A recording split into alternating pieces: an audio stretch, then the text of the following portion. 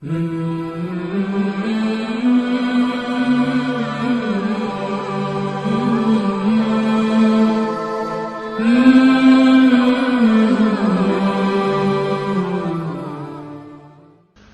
اللہ الرحمن الرحیم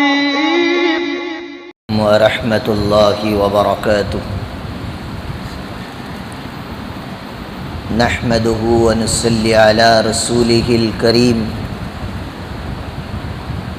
اما بعد فاعوذ باللہ من الشیطان الرجیم بسم اللہ الرحمن الرحیم والذین یقولون ربنا هب لنا من ازواجنا وذریاتنا قرۃ اعین واجعلنا للمتقین اماما وقال في موضع آخر يا أيها الذين آمنوا قوا أنفسكم وأهليكم نارا وقودها الناس والحجارة عليها ملائكة غلاظ شداد لا يعصون الله ما أمرهم ويفعلون ما يؤمرون وقال في موضع آخر إنما أموالكم وأولادكم فتنة والله عنده أجر عظيم وقال النبي صلى الله عليه وسلم ألا كلكم راع وكلكم مسؤول عن رعيته رواه البخاري وقال النبي صلى الله عليه وسلم مروا أولادكم بالصلاة وهم أبناء 7 سنين واضربوا عليها وهم أبناء 10 سنين وفرقوا بينهم في المضاجع أو كما قال النبي عليه الصلاة والتسليم وقال النبي صلى الله عليه وسلم إذا مات الإنسان وانقطع عمله إلا من 3 صدقة جارية وعلم ينتفع به أو ولد صالح يدعوه له أو كما قال عليه الصلاة والتسليم اللهم صل على محمد في أول وأوسط وآخر كلامنا صلى الله عليه وسلم اللهم صل على محمد عدد ما في علم الله صلاة دائمة بدوام ملك الله تمام تعریفیں اس پاک پروردگار عالم کے لیے جس نے ہمیں آدم علیہ السلام کے اولاد میں پیدا فرمایا اور دین اسلام شریعت مطہرہ کا مکلف بنا کر خیر امت کا حصہ بنایا۔ درود و سلام و آقائے مدنی سرکار دو عالم حضرت محمد الرسول اللہ صلی اللہ علیہ وسلم کی ذات پر جن کے ذریعے سے اللہ تبارک و تعالیٰ نے اولاد کو والدین کے حقوق اور والدین کو اولاد کے حقوق بتلائے۔ حضرات گرامی قدر امت مسلمہ کے نوجوانوں، اللہ تبارک و تعالیٰ نے اس کائنات کے اندر ہمیں کروڑہ کروڑ نعمتیں عطا فرمایا ہے۔ ان نعمتوں کا مقتضا اور تقاضا یہ ہے کہ ہم اللہ کی نعمتوں پر شکر بجا لائیں اور ان نعمتوں کا حق ادا کریں۔ 2 چیزیں ہیں، ایک نعمت کا شکر ادا کرنا اور دوسرا نعمت کا حق ادا کرنا۔ شکر کے بارے میں تو ہم سنتے رہتے ہیں، لئن شکرتم لازیدنکم، کہ تم میری نعمتوں کا جتنا شکر ادا کرو گے اللہ تعالیٰ نعمتوں میں مزید اضافہ فرماتے رہیں گے۔ نعمتوں کا حق یہ ہے کہ اللہ نے جس نعمت کو جس کے لیے عطا فرمائی اس نعمت کو اسی چیز کے لیے استعمال کرنا۔ اللہ تعالیٰ نے دیکھنے کے لیے آنکھ دیے، سننے کے لیے کان دیے، بولنے کے لیے زبان دی،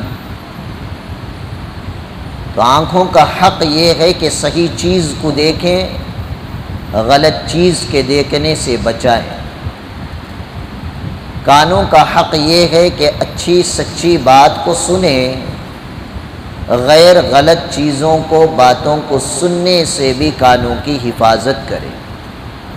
زبان کا حق یہ ہے کہ ذکر، تلاوت اور سچائی اور اچھی بات کو بیان کرے، غیر غلط تہمتیں، غیبتیں، گالی گلوچ سے اپنی زبان کی حفاظت کرے۔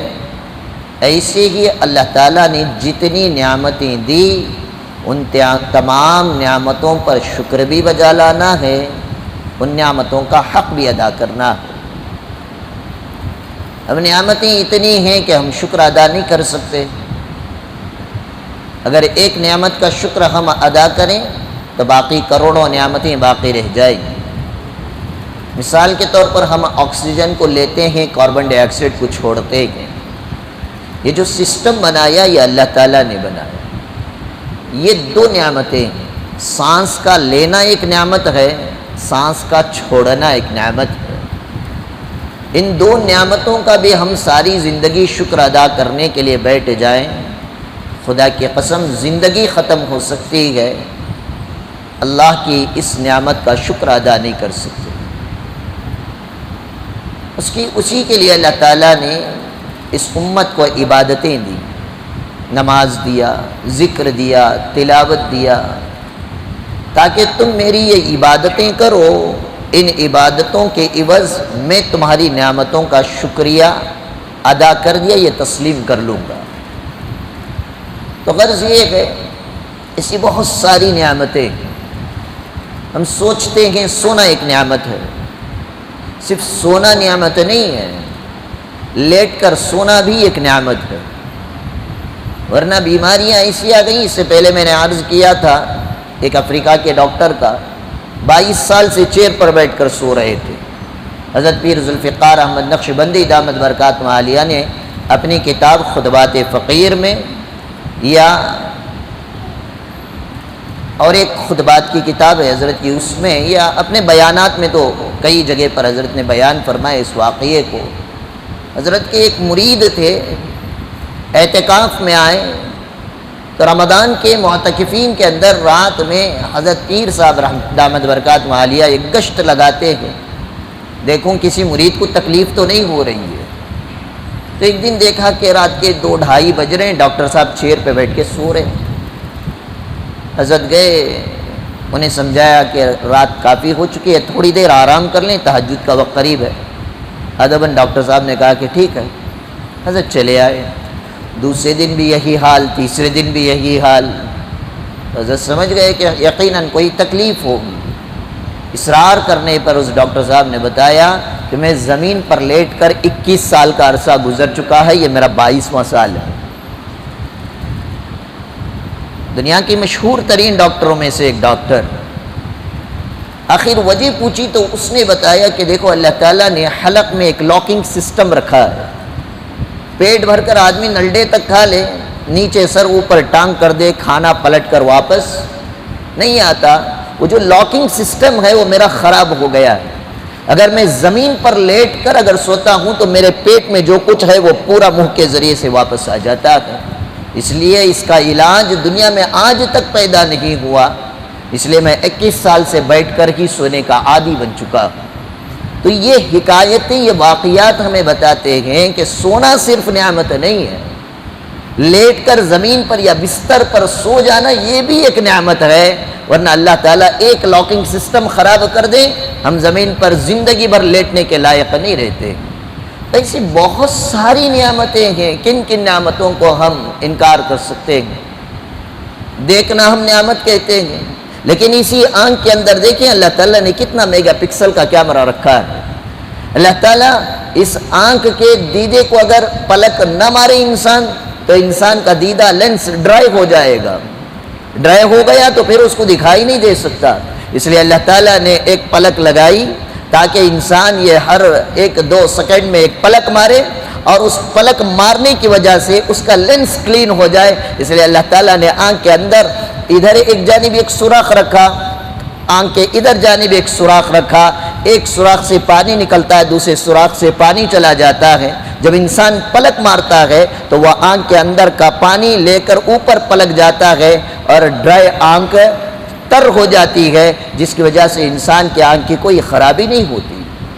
تو ایسی بہت ساری سائنٹیفکلی اللہ تعالیٰ کے اگر قدرت اور اللہ تعالیٰ کی نعمتوں کو ہم گنتے چلے جائیں، اللہ کا کلام صادق آ جاتا ہے، وَإِن تَعُدُّوا نِعْمَةَ اللَّهِ لَا تُحْصُوهَا، اگر تم میری نعمتوں کو گننا اور شمار کرنا چاہو تو ہرگز شمار نہیں کر سکتے ہیں۔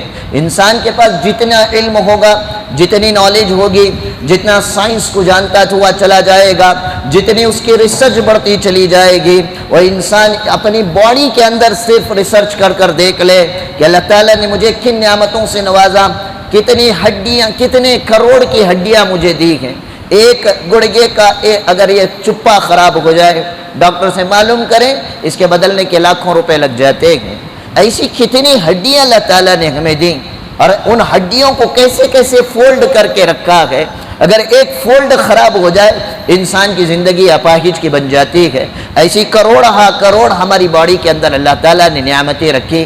ایک کڈنی خراب ہو جائے 8 سے 10 لاکھ روپے بدلنے کا خرچ لگ جاتا ہے۔ ایسی 2 نعمتیں اللہ تعالیٰ نے دیں۔ ہارٹ کو تبدیل کرنا کروڑوں لگ جاتے ہیں، برین کا تبدیل کرنا کروڑوں لگ جاتے ہیں۔ ایک برین کی نس خراب ہو جائے اس کے آپریشن کے لیے لاکھوں روپے لگ جاتے ہیں۔ ایسی ارب نعمتیں اللہ تعالیٰ نے ہمارے جسم میں دے رکھی ہیں۔ ہر نعمت کا اپنا ایک الگ مقام ہوتا ہے، لیکن ان تمام نعمتوں میں سے اللہ تبارک و تعالیٰ نے میرا اور آپ کا رشتہ بابا آدم علیہ السلام سے لے کر اور دنیا میں آنے والی ساری کائنات کا آخری انسان پیدا ہونے تک جو رشتہ اللہ تعالیٰ نے بنایا، اس رشتے کو اولاد کا رشتہ کہا جاتا ہے۔ اولادیں یہ اللہ تعالیٰ کی نعمت ہوتی ہے۔ ان لوگوں سے جا کر پوچھیں جن کی اولادیں نہیں ہوتی، جن کو لڑکے لڑکیاں پیدا نہیں ہوتے، ان ماں باپ کی اگر آپ زندگی میں اگر ملاقاتیں ہوئی ہوں تو آپ ان کو دیکھ لینا، جن کی شادی ہو کر سال گزر گئے، انہیں وہ اولادیں نہیں ہوئی۔ کسی ڈاکٹر کے بارے میں اگر اطلاع مل جائے کہ ان کے پاس علاج ہوتا ہے، وہ غریب ہو، لاچار ہو، مجبور ہو، مزدور ہو۔ میں نے ایسے افراد کو بھی دیکھا ہے جنہوں نے اپنی پراپرٹیاں بیچ کر اولاد کے ہونے کے لیے علاج میں پیسے لگا دیے ہیں۔ عاملوں کے چکر کاٹ لیتے ہیں، جادوگروں کے چکر کاٹ لیتے ہیں۔ ارے ان سب سے اگر تھک بھی جائے پھر بھی بندہ خاموش نہیں رہتا۔ پتہ چلے کوئی حج پہ حاجی صاحب جا رہے ہیں، کوئی آدمی عمرے پہ جا رہا ہے، ملاقات کے لیے آتے ہیں اور آ کر کہتے ہیں حضرت حاجی صاحب جب آپ حج پہ جا رہے ہیں، کعبۃ اللہ کو دیکھ کر جو دعا کرتے ہیں اللہ تعالیٰ اس کو قبول کرتے ہیں۔ آپ اپنی ضرورتیں اور حاجتیں پوری کرنے کے بعد میرے لیے فقط اتنی دعا کر دینا کہ اللہ تعالیٰ مجھے اولاد عطا فرما دے۔ میرے 2 دوست ہیں، ایک کا نام زید صاحب، ایک رضوان اللہ بیگ صاحب ہے۔ اللہ تعالیٰ دونوں کو نیک صالح اولاد عطا فرمائے۔ یہ بیچارے جب بھی ملتے ہیں اولاد کے لیے دعا کرتے ہیں۔ جب میں پچھلے سال حج پہ گیا تھا، وہ آئے ایئرپورٹ پہ آ کر ملاقات کیا۔ صبح کے تقریباً 3:30 بجے رات میں تہجد کے وقت میں حج بھون پہنچ گئے تھے۔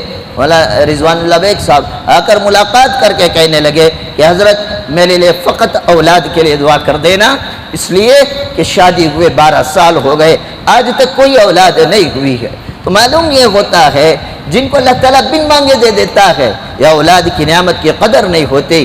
اور بعض وہ لوگ ہیں جن کو 1 ہو گئی یا 2 ہو گئے، وہ اپنی زندگی کے اولاد کے پیدا ہونے کے وسیلے کو ختم کر دیتے ہیں، آپریشن کر دیتے ہیں یا فیملی پلاننگ سسٹم پر اتر جاتے ہیں۔ یہ اس لیے ہو رہا ہے کہ انہیں احساس نہیں ہے کہ اولاد کیسی بڑی نعمت ہے۔ تو غرض یہ ہے کہ جو آیتیں آج میں نے آپ کے سامنے پڑھی، ان آیتوں کا تعلق بھی اولاد سے متعلق ہے۔ اللہ تعالیٰ نے فرمایا والذین یقولون، اللہ تعالیٰ اوپر سے نیک لوگوں کا تذکرہ کرتے ہوئے فرماتے ہیں والذین یقولون ربنا هب لنا من ازواجنا وذریاتنا قرۃ اعین وجعلنا للمتقین اماما۔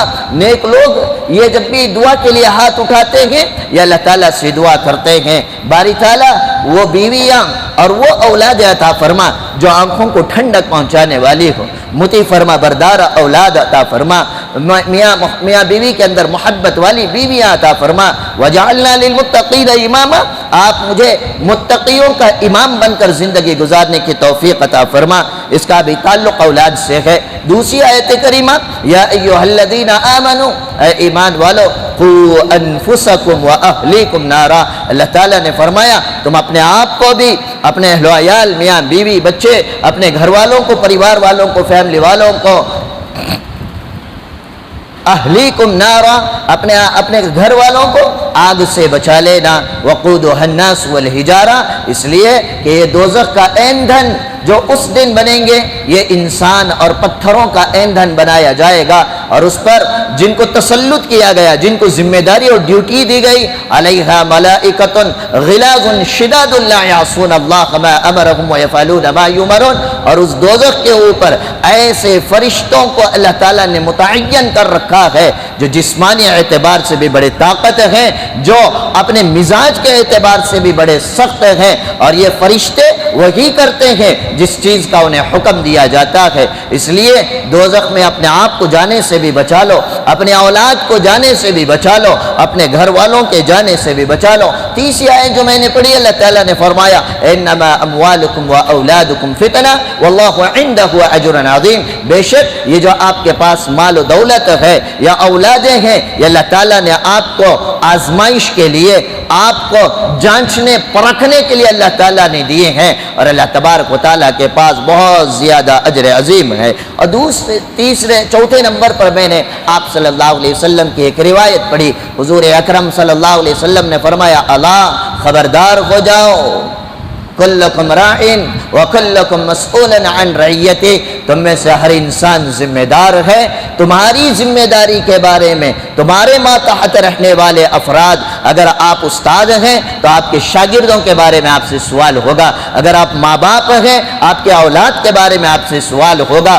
اگر آپ پیر ہیں آپ کے مریدین کے بارے میں آپ سے سوال ہوگا، اگر آپ مالک ہیں آپ کے نوکروں کے بارے میں آپ سے سوال ہوگا، اگر آپ کارخانے کے مالک ہیں تو آپ کے کاریگروں کے بارے میں آپ سے سوال کیا جائے گا۔ اللہ کے نبی صلی اللہ علیہ وسلم نے ایک لفظ عام فرمایا، تم میں سے ہر آدمی ذمہ دار ہے، تمہاری ذمہ داری یہ ہے کہ تم اپنے ماتحتوں، اپنے انڈر میں رہنے والوں کے حقوق کو ادا کرو، نگرانی کرو، اس لیے کہ تمہیں اپنے رعیت کے بارے میں اللہ تبارک و تعالیٰ سے کل قیامت کے دن حساب کتاب دینا پڑے گا۔ اور دوسری حدیث میں نے ارشاد فرمائی مرو اولادکم بالصلاۃ، اللہ کے نبی صلی اللہ علیہ وسلم نے فرمایا اپنی اولاد کو نماز کا حکم کرو، وہم ابناء 7 سنین، جب آپ کی اولادیں 7 سال کی ہو جائیں تو ان 7 سال کے بچوں کو آپ نماز کی ترغیب دو، نماز کا حکم دو، نماز کا طریقہ سکھاؤ، نماز کے آداب سکھاؤ، نماز کے فرائض سکھاؤ، نماز کے واجبات سکھاؤ، وہ نماز کی شرائط سکھاؤ، نماز کی سنتیں سکھاؤ، روزے کے فرائض، روزے کے واجبات، مفسدات روزہ، کن چیزوں سے روزہ ٹوٹ جاتا ہے، زکوٰۃ کے فرائض، زکوٰۃ کے واجبات، زکوٰۃ کا مصرف، کس کو زکوٰۃ دینا ہے، کتنی دینا ہے، کس کو نہیں دینا ہے، کس کے دینے سے زکوٰۃ ادا نہیں ہوگی، اور آگے اسی طرح فرمایا حج کے بارے میں، حج کے فرائض، حج کے واجبات، حج کی سنتیں، حج کا طور طریقہ، یہ بنیادی اسلامی ارکان ہیں۔ اتنا ہی نہیں، ہر حلال اور حرام چیز کی ترغیب بچوں کو 7 سال کی عمر سے دینا شروع کریں، وہ سمجھے یا نہ سمجھے یہ بات کی بات ہے۔ مرو اولادکم بالصلاۃ، خاص کر اللہ کے نبی نے نماز کا حکم دینے کا حکم فرمایا، اس لیے کہ بچہ 7 سال سے جب نماز کا عادی ہوگا، نماز میں کھڑے ہوگا، اللہ کا استحضار اس کے دل میں پیدا ہوگا، وہ یہ سمجھے گا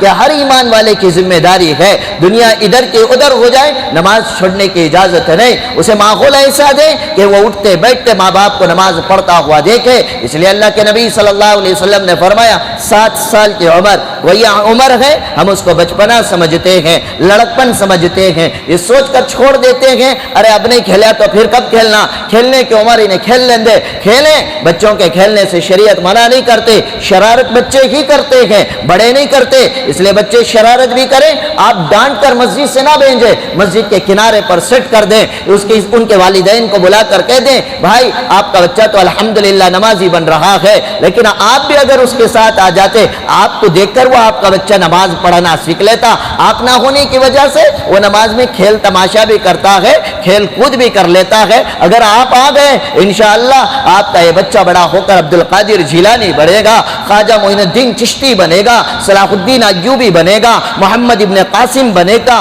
وقا ٹیپو سلطان بنے گا۔ اس طرح سے آپ حکمتاً باپ کو دعوت دیں، وہ باپ بھی 7 سال کے بچے کو اپنے ساتھ لا کر مسجد کے کسی صف کے کنارے پر اپنے اولاد کو کھڑا کر کے وہ خود بھی نمازی بنے گا۔ اس لیے اللہ کے نبی صلی اللہ علیہ وسلم نے والدین کو حکم دیا مروا اولادکم بالصلاۃ وهم ابناء 7 سنین، کیا آپ اپنے بچوں کو جب وہ 7 سال کی عمر کو پہنچ جائے آپ انہیں نماز کے بارے میں حکم دیا کریں۔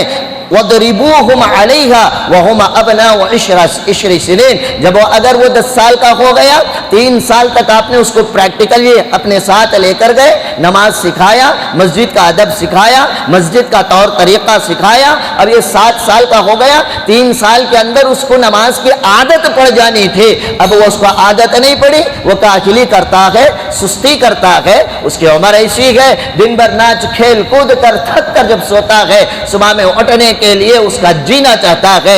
اسی طرح موسم میں اگر سردی کا موسم ہے، بچے لحاظ سے باہر آنا پسند نہیں کرتے ہیں، یہ اس کی عمر ہے تو اسے سمجھا کر بجائیں۔ اگر 10 سال کا ہونے کے باوجود اگر وہ بچہ نماز کا عادی نہیں بنتا ہے، وَضْرِبُوهُمْ عَلَيْهَا، اللہ کے نبی نے فرمایا 10 سال کی عمر ہونے کے بعد اگر وہ نماز نہیں پڑھتا ہے، ماں باپ کو چاہیے کہ اسے نماز کے لیے مارے، لیکن مارنے کی بھی یہاں پر شریعت نے مقدار اور حدود بیان فرمائے۔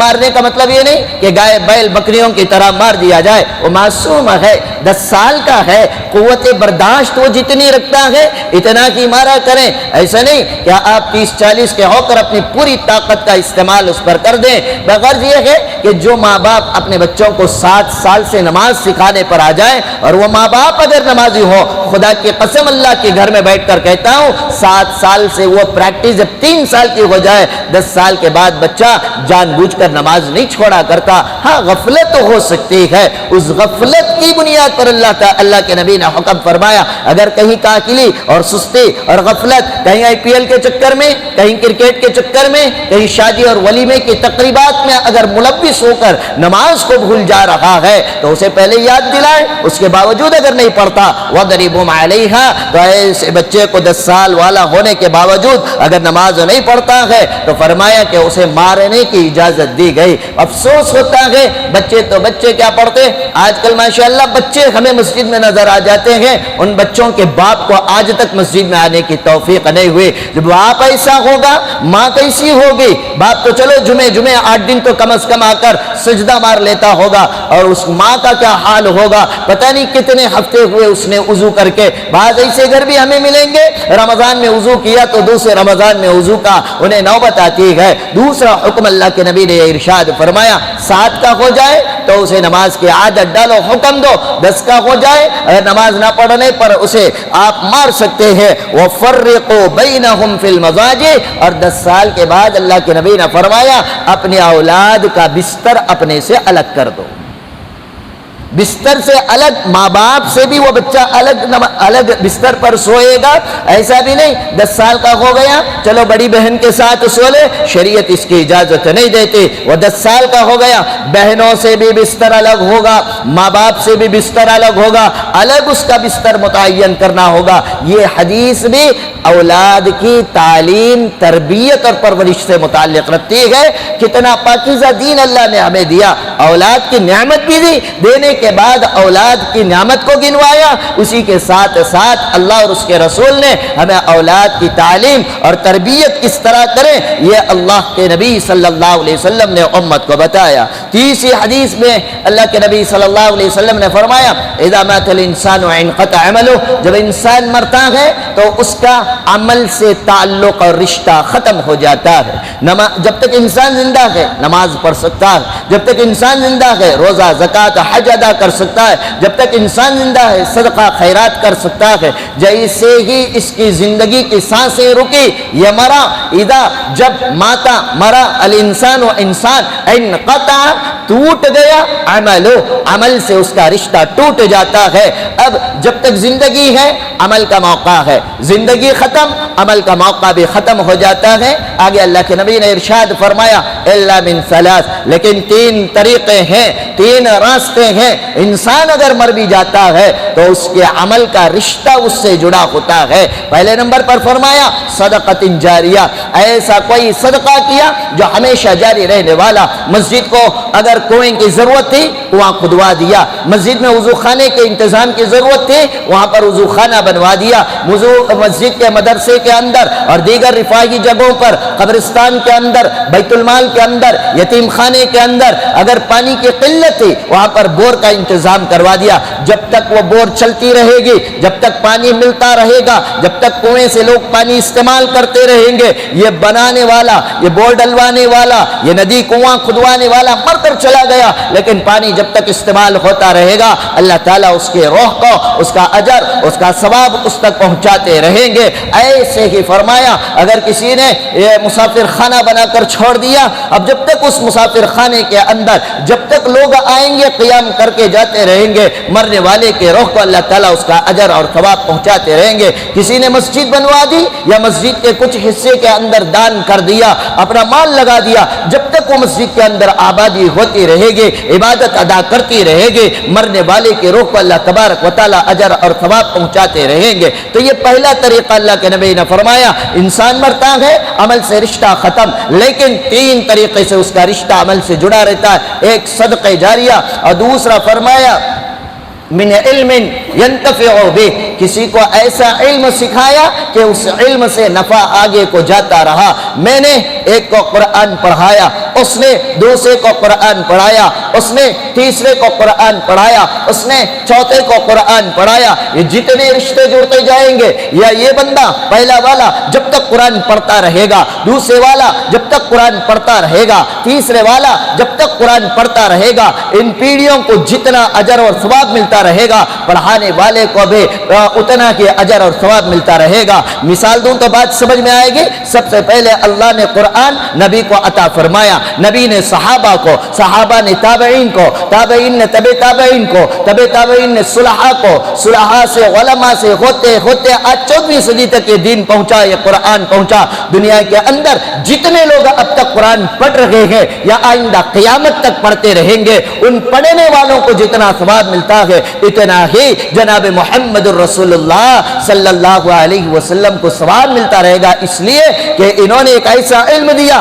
یہ علم منتفع ہوتا گیا، پھیلتا گیا، نفع بڑھاتے گیا، امت تک آگے بڑھتا ہوا چلا گیا۔ اسی لیے کسی نے کسی کو دعا سکھا دی، کسی نے کسی کو چند 5 کلمے سکھا دیے۔ جماعتوں میں جانا ہوتا ہے، سورہ فاتحہ نہیں آتا، ساتھی کو لے کر بیٹھ گئے، کسی کو ثنا سکھا دیا، کسی کو سورہ فاتحہ سکھا دی، کسی کو ضم سورت سکھا دی، کسی کو التحیات سکھا دیا، کسی کو دعائے معصورہ سکھا دی، کسی کو دعائے قنوت سکھا دی، کسی کو الف با تا سکھا دیا، کسی کو سنتیں سکھا دی، کسی کو سوتے کی دعا، اٹھنے کی دعا، کھانے کی دعا، کھانے کے بعد کی دعا، جو کچھ بھی آپ سکھا دیں گے وہ زندگی بھر جتنا عمل کرے گا اور وہ جتنوں کو سکھائے گا، پھر وہ جتنوں کو سکھائیں گے، یہ جیسے جیسے آگے بڑھتا جائے گا اللہ تبارک و تعالیٰ پہلے سکھائے ہوئے فرد کو ان ساروں کا ثواب دیں گے، دوسرے فرد جس نے سیکھ کر سکھایا اس کو بھی آتا رہے گا، تیسرا جس نے سیکھ کر سکھایا اس کا بھی ان کو آتا رہے گا،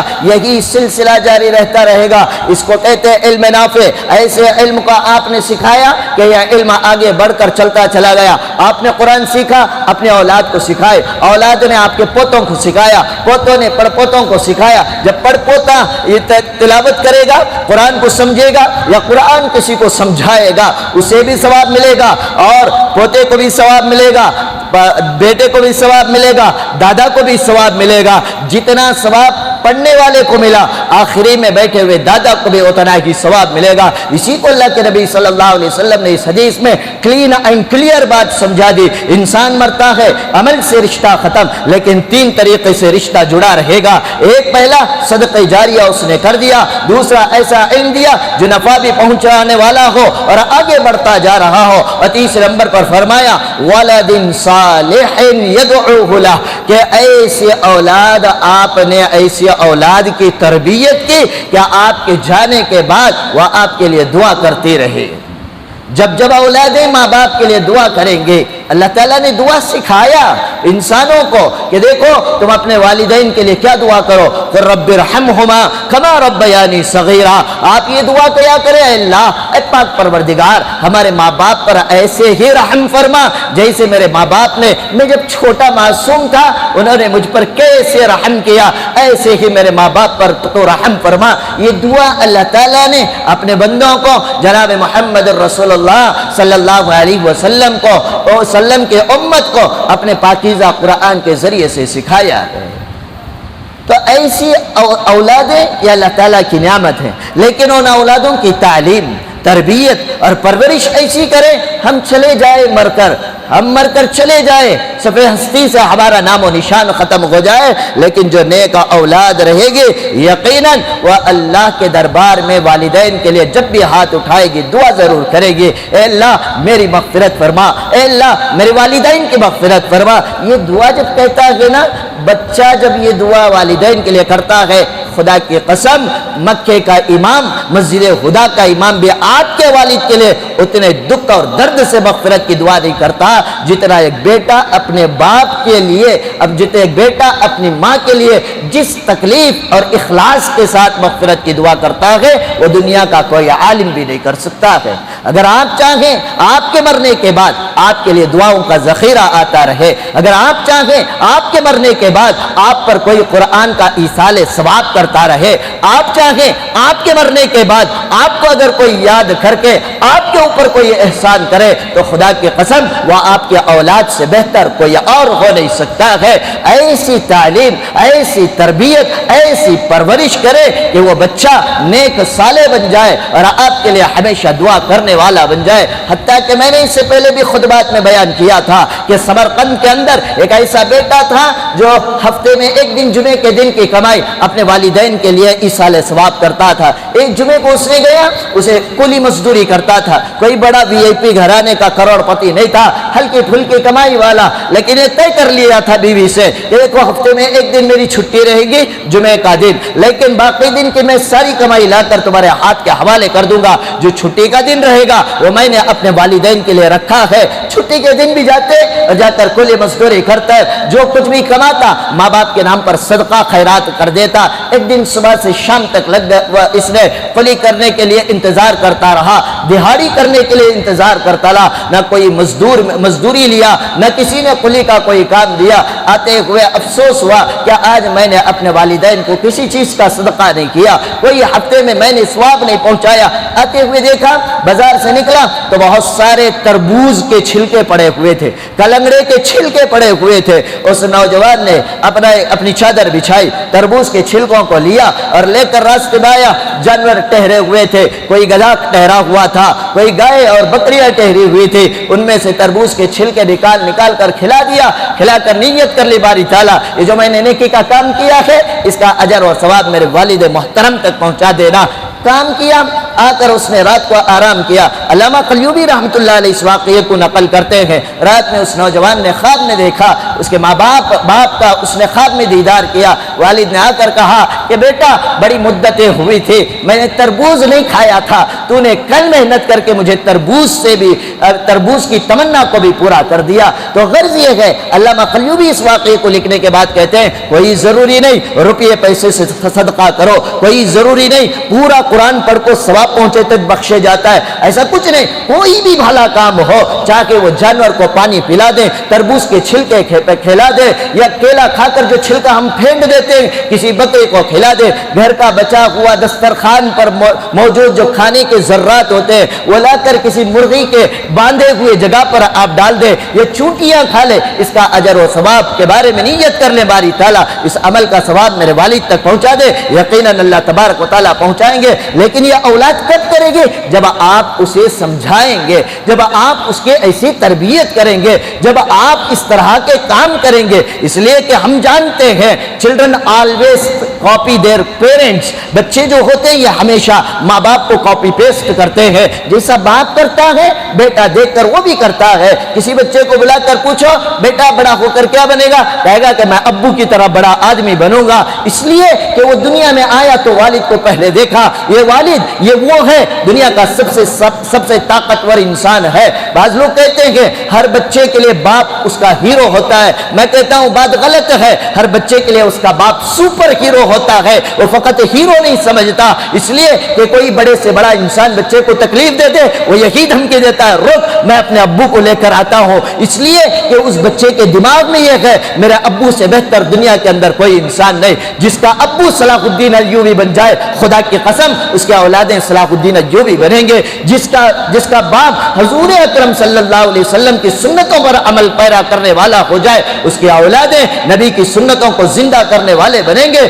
شرط یہ ہے کہ آپ اپنے عمل کے ساتھ بچوں کی تعلیم تربیت اور پرورش بھی ایسی کریں۔ چوتھی حدیث اللہ کے نبی حضرت محمد الرسول اللہ صلی اللہ علیہ وسلم نے فرمایا ما نحلا والد من ولدی من نحل افضل من ادب حسن، فرمایا اولاد کے لیے ماں باپ اگر کوئی چیز کا عطیہ دینا چاہے، اولاد کے لیے ماں باپ اگر کوئی چیز گفٹ دینا چاہے، حضور اکرم صلی اللہ علیہ وسلم نے فرمایا سب سے بہترین عطیہ سب سے بہترین تحفہ ماں باپ کی طرف سے اولاد کے لیے یہ ہے ادب حسن، بہترین آداب سکھا دیں، یہ اولاد کے لیے دنیا کا سب سے بہترین تحفہ اور گفٹ ہوا کرتا ہے۔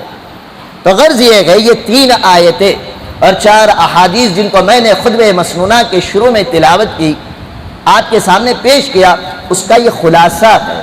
اب آئیے عنوان کی طرف چلتے ہیں۔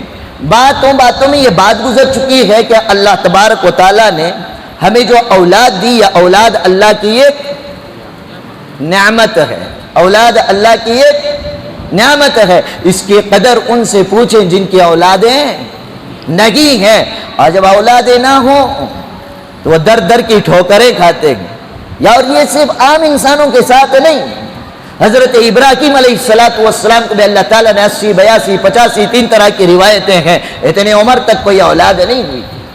حضرت زکریا علیہ السلام جن کی بھویں سفید ہو چکی تھی، ہڈیاں نرم و نازک ہو چکی تھیں، لیکن کوئی اولاد نہیں تھی۔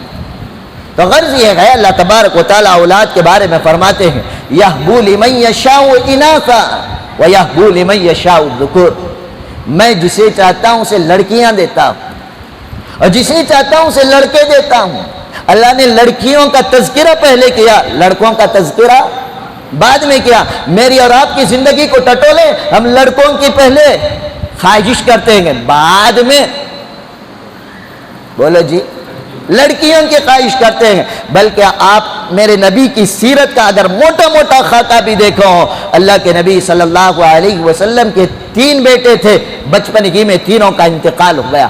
میرے نبی کے خصوصیات میں سے ایک خصوصیت یہ ہے اللہ کے نبی صلی اللہ علیہ وسلم کا خاندان جو پھیلا جنہیں سید السادات کہا جاتا ہے، نبی کریم صلی اللہ علیہ وسلم کی بیٹیوں کے ذریعے سے اللہ کے نبی صلی اللہ علیہ وسلم کا خاندان پھیلا ہے۔ تو ہمیشہ انسان کو چاہیے بیٹیوں کی خواہش کرے، اس لیے کہ جس گھر میں بیٹی آ جاتی ہے اللہ تبارک و تعالیٰ اس کے رزق کے اندر برکت کے دروازے کھول دیتے ہیں۔ لڑکے بھلے آپ کے لیے کما کر دیتے ہوں گے، آپ کے تصور میں ہوگا یہ میرے ونش کو آگے بڑھائے گا، یہ میرے خاندان کا نام آگے لے کر چلے گا، اس کے ذریعے سے یہ میرا بڑھاپے کا سہارا بنے گا۔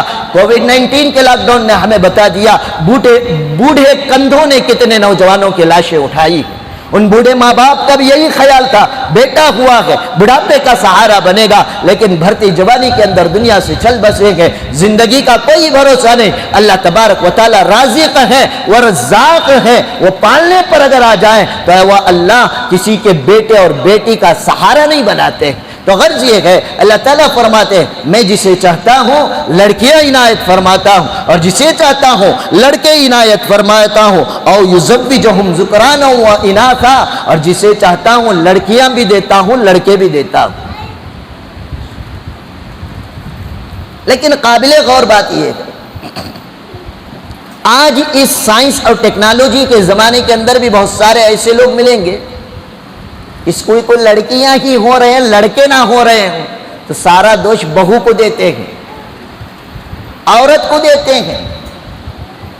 موقع نہیں ہے ورنہ اس عنوان کو میں چھیڑتا۔ اللہ تعالیٰ نے فرمایا ہے نساؤکم حرث لکم فأتوا حرثکم انا شئتم، یہ عورتیں تمہاری کھیتی کی جگہ ہے، آپ جیسا چاہیں کھیتے، جیسا بیج آپ ڈالیں گے ویسا ہی پودا نمودار ہوتا ہے۔ ایکس وائی کے بیکٹیریا کی صلاحیت اللہ نے مرد میں رکھی، عورت کے اندر تو صرف ایکس ہی کا بیکٹیریا ہوتا ہے۔ لڑکے کے اختیار میں ہے، لڑکے کے مادے منویہ سے لڑکا اور لڑکی ہونا طے ہوتا ہے، لڑکی کا اس میں کوئی دخل نہیں، سائنس کہتا ہے۔ لیکن قرآن تو کہتا ہے میں جسے چاہوں لڑکیاں دیتا ہوں، جسے چاہوں لڑکے دیتا ہوں، اور جسے چاہوں لڑکے اور لڑکیاں دونوں دیتا ہوں۔ اتنے پر اللہ تعالیٰ نے خاموش نہیں رہے، آگے فرمایا وَيَجْعَلُ مَن يَشَاءُ عَقِيمًا، اور میں جسے چاہتا ہوں اسے بانجھ بنا دیتا ہوں، نہ لڑکیاں ہوتے ہیں نہ لڑکے ہوتے ہیں۔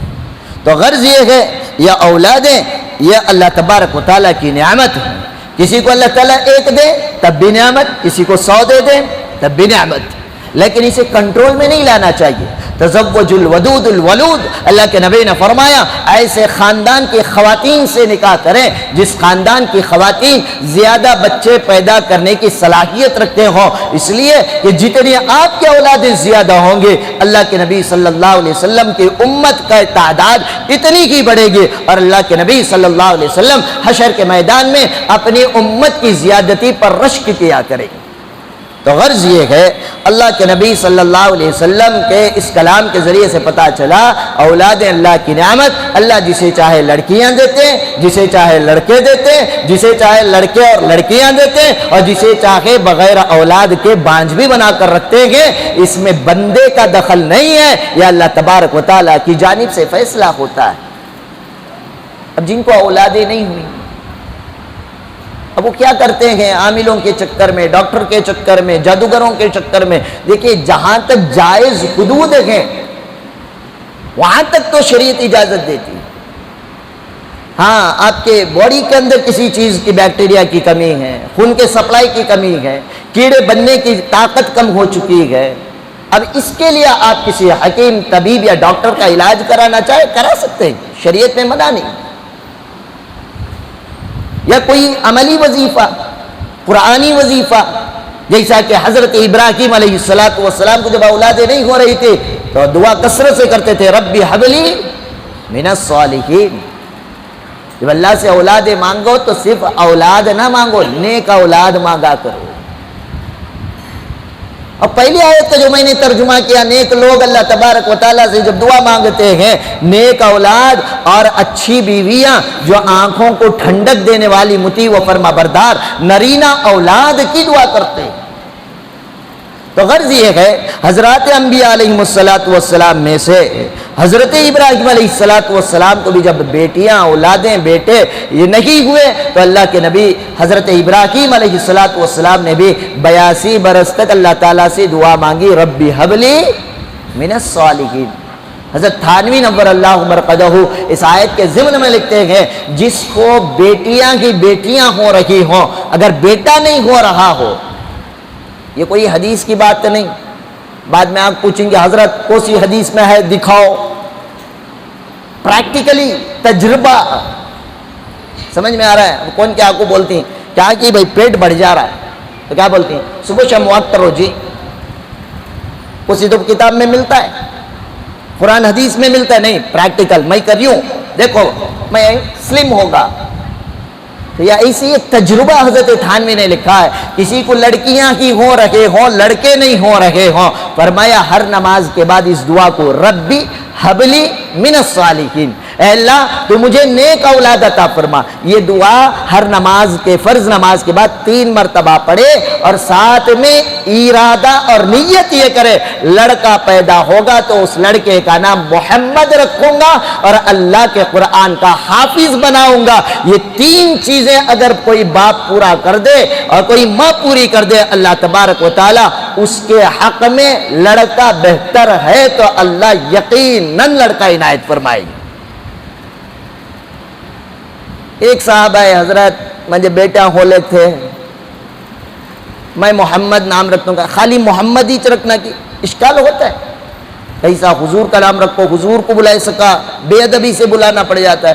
تو مسئلہ پوچھا صاحب نے کیا خالی محمد ہی رکھنا؟ نہیں، آپ محمد کے ساتھ کچھ اور بھی رکھ سکتے ہیں، محمد احمد رکھ سکتے ہیں، شیخ محمد رکھ سکتے ہیں، محمد خان رکھ سکتے ہیں، محمد انصاری رکھ سکتے ہیں، محمد شریف رکھ سکتے ہیں، لیکن محمد کمپلسری رہنا۔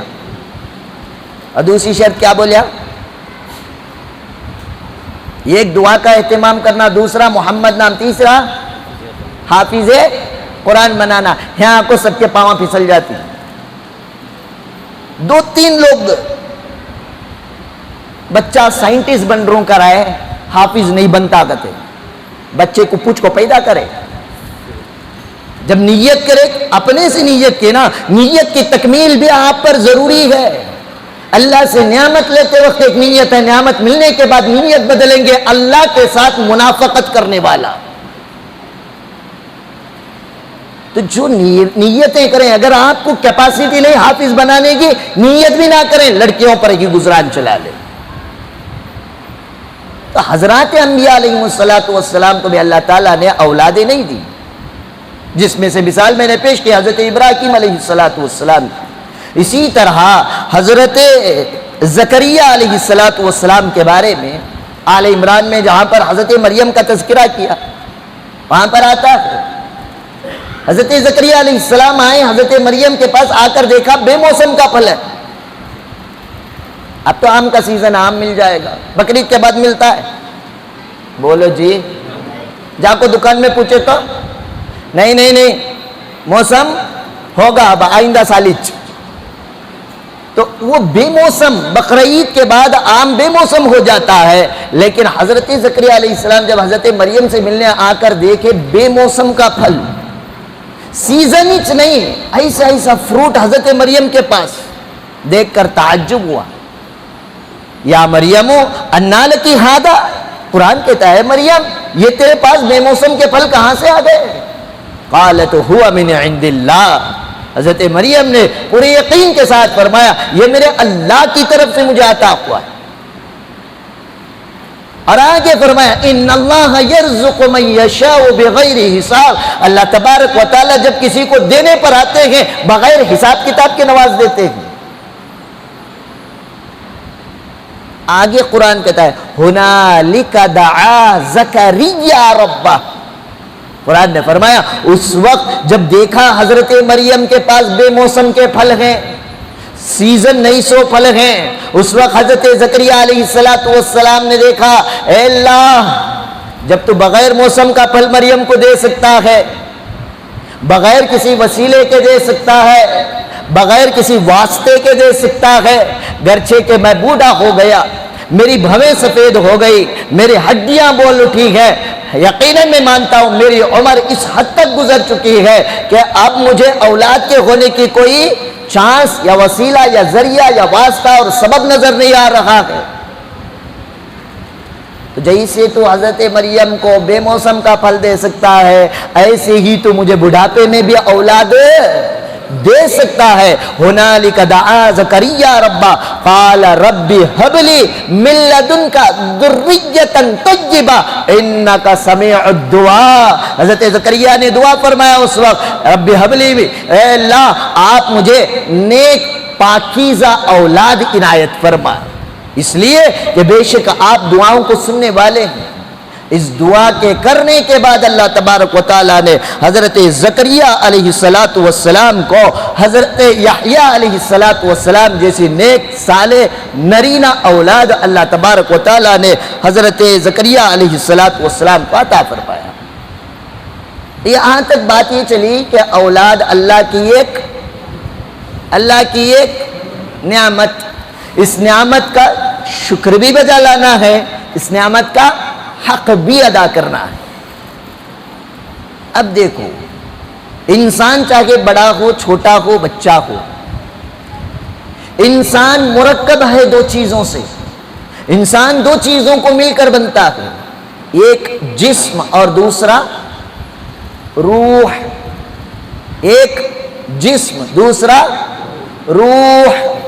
روح نہیں ہے، جسم موجود ہے تو اس کی باڈی تو موجود ہے لیکن اس کو زندہ قرار نہیں دے سکتے، اس کو انسان بھی نہیں کہتے۔ امام صاحب بھی مر گئے تو آ کر امام صاحب کا جنازہ کب اٹھا رہی نہیں پوچھتے، میت کو کب اٹھا رہی۔ سیٹھ صاحب کو، حاجی صاحب کو کب اٹھا رہی نہیں پوچھتے، میت کو کب اٹھا رہی۔ جب تک روح ہے اس باڈی کی ویلیو ہے، روح ختم تو باڈی کی ویلیو بھی۔ بولو جی، سنائی دے رہا پیچھے والے ہم کو؟ پھر بھی جواب نہیں آ رہا ہے، کیا کہ ٹینشن میں بیٹھی کلیم بھائی۔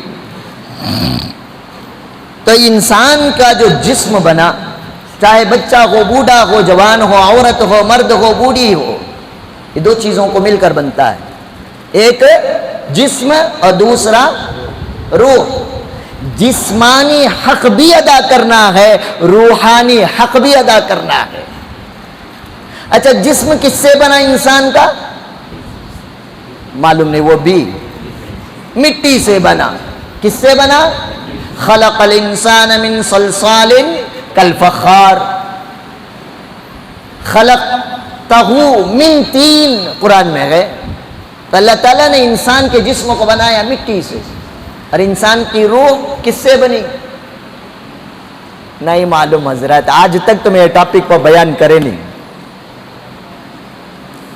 خیر، بعض ٹاپک کا گزر کو رہتے بھی آپ کو مشورہ دیتے ہیں، حضرت آج کل برتھ ڈے فل ہو رہی ہیں، ذرا برتھ ڈے پہ بیان دو۔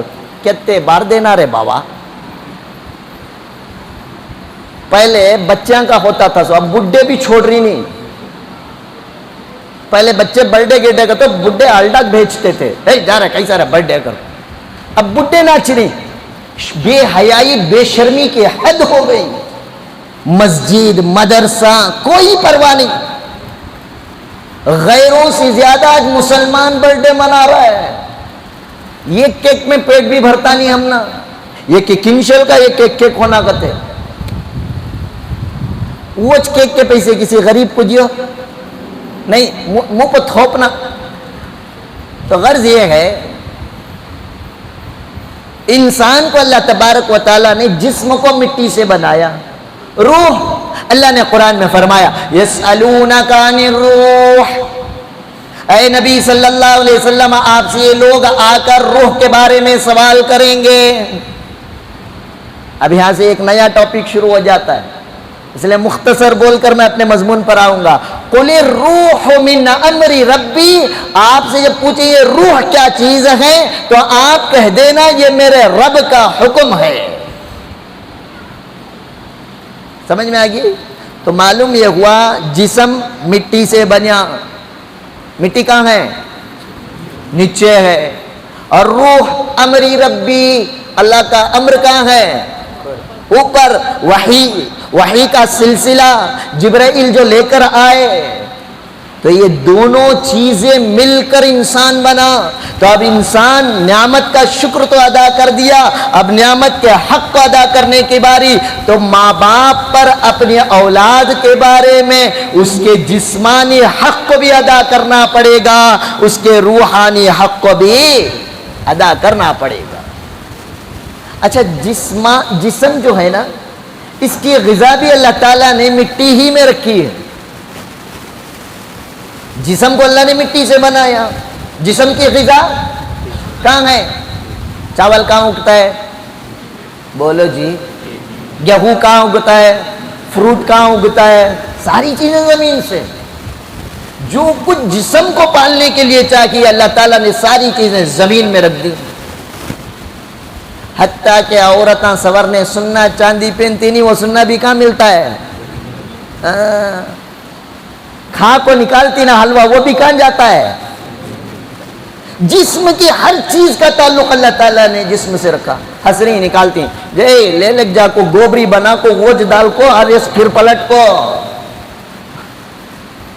سیل ہوتا ہے بھئی وہ تمہارا حلوہ. خیر، جسم کو پالنے کے لیے جس غذا کی ضرورت ہے اللہ نے وہ بھی کہاں رکھا؟ زمین میں. اور روح کو پالنے کے لیے جس غذا کی ضرورت رکھے اللہ نے وہ بھی اتارا آسمان سے جبرائیل کے ذریعے، وحی کے ذریعے، جسے میں اور آپ وحی خداوندی اور ان وحی خداوندی کے الفاظ کو جو چھاپا گیا تو اسے کہا جاتا ہے قرآن کریم.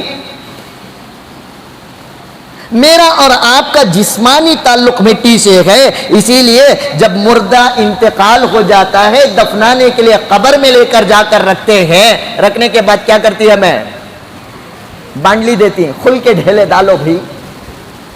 کیا ڈالو؟ بولو یہ سجدہ. حاجی صاحب کا جبہ پہننے کا کیسا بیٹھ گیا کیسا؟ کیا پوچھتے ہیں؟ کھل کے ڈھیلے ڈالو.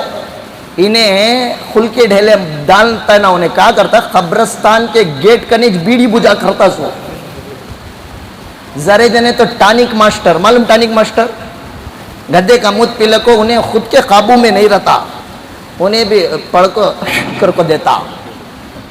وہ کھل کے ڈھیلے مردے کے سر کنے رکھے تو اس کی مغفرت ہوتی ہے. کہتے ہیں عذاب خبر نہیں ہوتا. کہتے ہیں یہ پیوٹاں کے بھی بیڑی ماڑواں کے دمہ لے کر رکھے تو دو بچھواں بھی دو سانپا ایکسٹرا. کون جی بولے تم نہ کھل کے ڈھیلے رکھنے؟ یہ ایک دلیل، یہ ایک بولے تو سنتے بھی نہیں. ہمارے باوا دادا کے زمانے سے کر لے کاری سو. تمہارے باوا دادا کہاں گئے؟ وہاں جاتی تمہیں بھی. قرآن کیا بول رہا وہ کرو. اب وہاں سکھاتی بیٹا جب میت کو قبر میں رکھتی 3 مٹھی مٹھی ڈالنا. کہتے مٹھی؟ انہیں 3 مٹھی نہیں 3 ڈھیلے دیتا. کھل کے ڈھیلے کہتے. وہ کو سے کھل پڑتی معلوم نہیں، 4 کھل نہیں. غرض یہ ہے جب ڈالنا 3 مٹھی کیا پڑھ کو ڈالنا؟ سر کھجاؤ. اندازہ لگاؤ تمہارے والد کو جب مٹی میں آپ نے سلایا کیا پڑھ کر ڈالا؟ آخری آپ کا رشتہ، آپ کے ہاتھ سے لگی ہوئی چیز آپ کے والد کی قبر کو ڈال رہا. معلوم نہیں حضرت کی وہ ہمیں پڑھے کہاں؟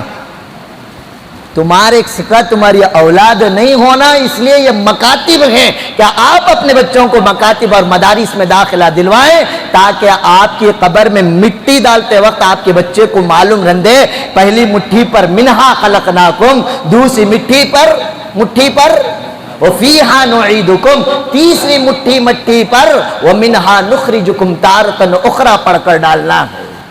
آپ مریں تو آپ کا بچہ اس لائق ہو جائے کہ آپ کی نماز جنازہ وہ پڑھائے. اس لیے کہ امام پڑھائے گا آپ کا، خطیب پڑھائے گا آپ کا، مفتی پڑھائے گا آپ کا، رسمی نماز پڑھائے گا، لیکن دل کی جو کیفیت ہوگی وہ دکھ بھری نہیں ہوگی. وہ آپ کے والد کے لیے جتنا آپ کے دل میں درد ہے خدا کی قسم اتنا درد کسی اور کے دل میں پیدا نہیں ہو سکتا. میں نے 100 کے جنازے پڑھائے ہیں، لیکن جس دن میرے والد کے جنازے کی نماز میں نے پڑھائی تھی اس دن کی میری کیفیت ہی الگ تھی. اپنوں کا جب نماز جنازہ پڑھاتے نا اس وقت دل کی جو حالت ہوتی ہے خدا کی قسم اس کو بیان نہیں کیا جا سکتا. آپ جب مرے، میں جب مروں، میری تمنا ہو کہ میرا بیٹا میری نماز جنازہ پڑھائے، اس لائق میرا بیٹا بن جائے، اس لائق بنانے کے لیے ہمیں دین، قرآن، سنت، احادیث اور مدارس اور مکاتب سے اپنے بچوں کو جب تک نہیں جوڑیں گے، خدا کی قسم اس فتنے کے دور کے اندر ہماری اولادیں ایمان پر باقی رہنا بھی مشکل ہے۔ اس سے پہلے میں رمضان سے پہلے جب آپ کے سامنے بچیوں کے مرتد ہو کر غیر مسلموں کے ساتھ شادی ہونے کی جو میں نے مقدار 5 لاکھ بیان کی تھی، آج کا ابھی الیکشن کے موقع پر مسلم پرسنل لا بورڈ کی جو رپورٹ سامنے آئی وہ یہ ہے کہ اب تک مسلمان بچیاں 7 لاکھ مسلمان بچیاں مرتد ہو کر غیروں کے ساتھ شادی کر کے زندگی گزار رکھے ہیں۔ کیوں؟ اس لیے کہ ان بچوں کو ہم نے قرآن سے رشتہ نہیں جوڑا، مکاتب سے رشتہ نہیں جوڑا، ان کے ہم نے جسمانی حق تو ادا کیا لیکن ان کے روح کو جو غذا دینا تھا وہ غذا ہم نے اولادوں کو نہیں دی۔ اگر ہم اپنے اولاد کو جس طرح ان کے جسم کے حق کو ادا کرنے کے لیے ان کے روٹی، کپڑا اور مکان کے ہم فکر کرتے ہیں، ان کی سہولیات کے لیے ہم انہیں بہترین چیزیں لے کر دیتے ہیں، کاش یہ ماں باپ بچے کے جسمانی حق کو ادا کرنے کے ساتھ ساتھ بچے کے روحانی حق کو ادا کرنے کے لیے روح کی غذا جو اللہ نے وحی میں رکھی ہے، اس وحی کی تعلیم جو اللہ نے نبی کو عطا فرمائی قرآن کے ذریعے سے ہمارے سامنے موجود ہے، اس قرآن کے نسخے کو، اس کی تعلیم کو، اس کے پڑھنے کو، اس کے پڑھانے کو، اس کے یاد کرنے کو، اس کو سمجھ کر پڑھنے کو، اس قرآن کے سمجھانے کے پڑھنے کے لائق ہم اپنے اولاد کو بنا دیتے، خدا کی قسم ان بچوں کے ان کے روح کو بھی غذا میسر ہو جاتی۔